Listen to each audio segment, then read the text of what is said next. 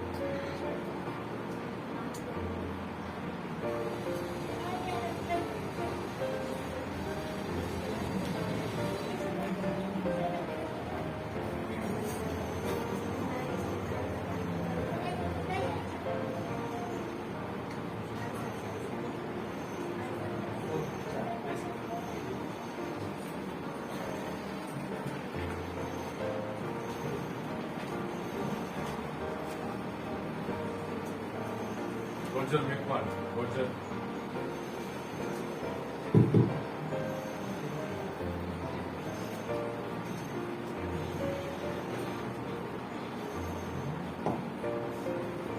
બીજો પિત્તર 3 અને 18. પણ આપણા પ્રભુ તથા પ્રભુ ઈસુ ખ્રિસ્તના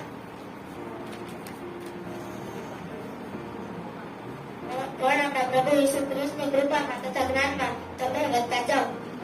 બીજો પિત્તર 3 ને 18. બીજો થેસાલોનિકી 3 ને 3.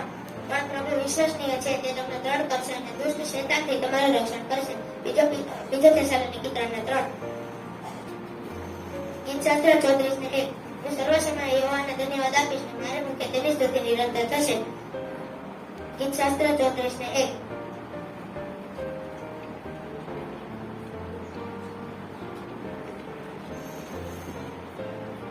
શુભમ ગોવિંદ. લૂક 2 ને 11. કેમ કે આ દાઉદના શહેરમાં સારું અમારે સારું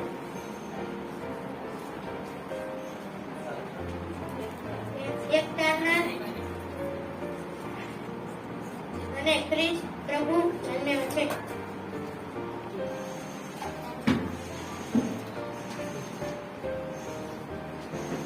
બબલુ કુમાર.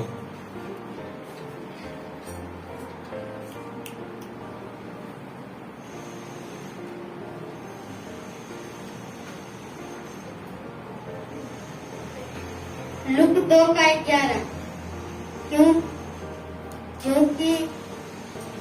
क्योंकि आज दाऊद के नगर में तुम्हारे लिए एक उद्धारकर्ता जन्मा है, वही प्रभु मसीह है. लुक 2 का 11.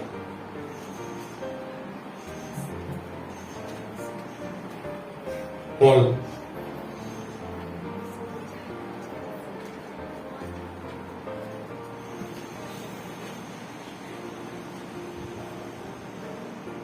Yes, Lord, I am listening. 1 Samuel 3 and 10.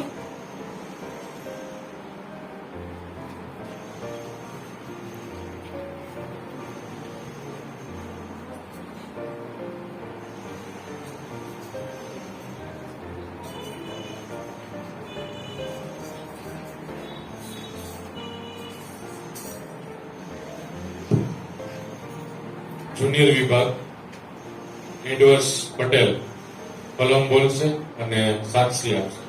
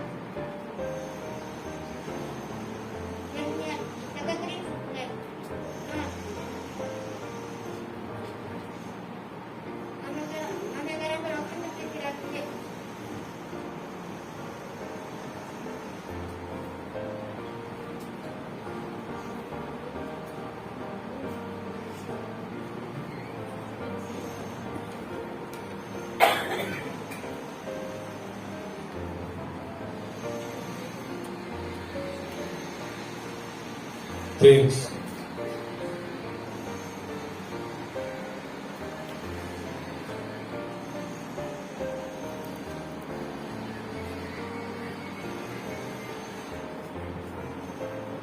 Prince કલમ બોલશે અને સાક્ષી આપશે.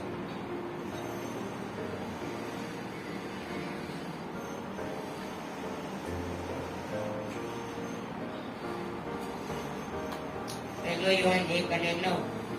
જો તું તારા પાપ કબૂલ કરે તો તારા પાપ માફ કરવાના અને શુદ્ધ કરવામાં આવશે, જેવું ન્યાય તથા વિશ્વાસુ છે. જોશુઆ 1:9. હિંમત તથા બળવાન તથા હિંમતવાન થા. જર્મિયા 31:3. મેં તારા પર અખંડ પ્રીતિ રાખી છે. ખોવાયેલો દીકરો માટે હું ગવાહી આપું છું. તે ખોવાયેલો દીકરો હતો. તે એક દિવસ તેના પિતાને કહે છે કે મને મારા ભાગના પૈસા આપી દો, ને તેના પિતા તેને તેના ભાગના પૈસા આપી દે છે. અને તે પોતાના પૈસા લઈને તે દૂર દેશમાં જાય છે અને ત્યાં તે ખર્ચી નાખે છે અને તે વ્યસનમાં લાગી જાય છે. તે વ્યસન કરવું તે આ બાઇબલમાં લખેલું છે કે તે વ્યસન પાપ છે અને તે દેશમાં દુકાળ પડે છે. અને ત્યારે તે નાનો દીકરો પાછો આવે છે અને તેના પિતા તેના માટે સારું વસ્ત્રો અને વીંટી નવા નવા વસ્ત્રો તેને પહેરાવીને તેને પહેરાવે છે અને તેના માટે વાછરડો કાપીને તેના ખાવામાં જામ કરે છે. તેના પિતા તેને જુએ છે કે તે આવી રહ્યો છે અને તે દોડીને જાય છે અને તેને પાસે જાય છે અને તેને માફ કરે છે. અને તે દીકરો કહે છે, મેં તમારી સામે અને આકાશમાં પાપ કર્યું છે. સિમરન ચાવડા કલમ બોલશે.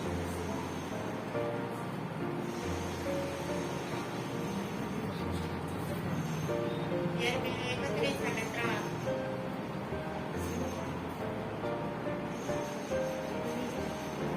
પહેલો યોહાન 1:9. જો આપણે આપણા પાપ કબૂલ કરીએ તો આપણા પાપ માફ કરવાના તથા સર્વને શુદ્ધ કરવાના અને વિશ્વાસુ તથા ન્યાયી છે.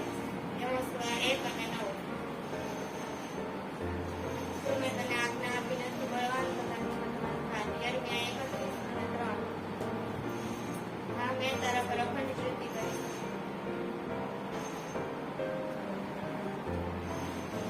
પ્રિસ્કિલા નાઠી કલમ બોલશે.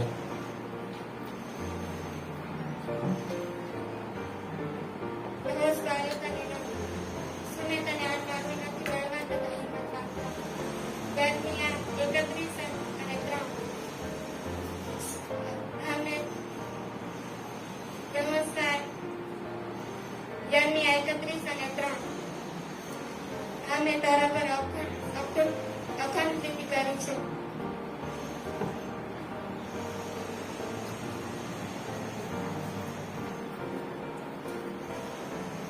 સોનમ રામ કલમ બોલશે.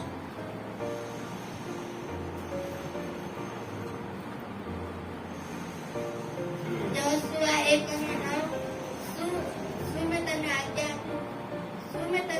આપી નથી, બળવાન તથા હિંમતવાન હા. જોશુઆ 1:9. યર્મિયા 31:3. હા, મેં તારા પર અખંડ પ્રીતિ રાખ્યો છે. યર્મિયા 31:3.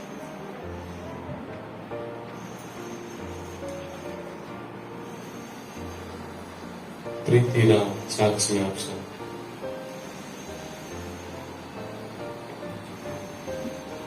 સર્વને જય મસીહ.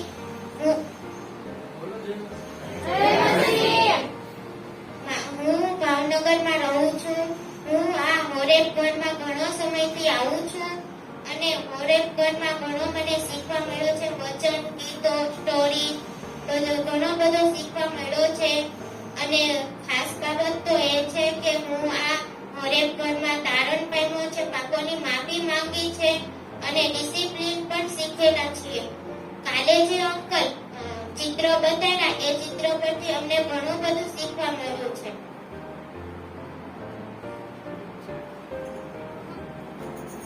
સૃષ્ટિ સાક્ષી આપશે.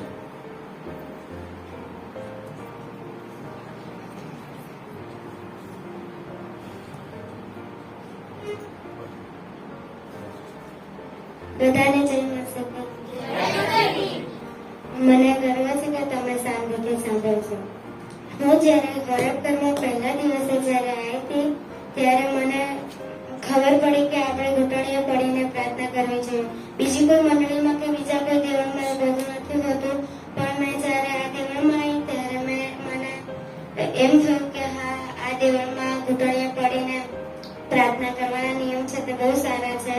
પછી જ્યારે પેલા અંકલે ચિત્ર બતાવીને જે હાડ વિશે કહેલું હતું તેના પરથી પણ મને ખાસું બધું શીખવા મળ્યું છે, અને તારણ વિશે પણ મને ખાસું બધું શીખવા મળ્યું છે. જો આપણે આપણા પાપોની માફી ના માંગીએ અને આપણું મૃત્યુ થઈ જાય તો આપણે સ્વર્ગને તો શું પણ સ્વર્ગનું દરવાજો પણ જોવાલાયક નથી. એ પણ મને અહીંયાથી ખબર પડી છે. આપણા પાપોની આપણે માફી માંગવી જોઈએ, અને આપણે જે સમયે પાપ કરીએ તે સમયે આપણને વિચાર કરીને એક દિવસમાં થોડોક ટાઈમ આપણે વિચાર કરીને યાદ કરવું જોઈએ કે આજના દિવસમાં મેં શું શું કર્યું છે, અને જો આપણે પાપ કર્યું હોય તો તરત જ આપણે માફી માંગી લેવી જોઈએ. થેન્ક યુ, તમે મને શાંતિથી સાંભળ્યું.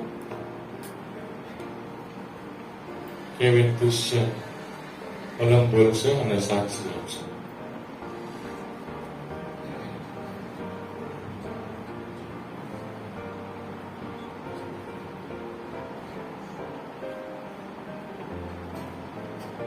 યોશુઆ 1 અને 9, બળવાન તથા હિંમતવાન. યર્મિયા 31:3, મેં તારા પર અખંડ પ્રીતિ રાખી છે. 1 યોહાન 1 અને 9,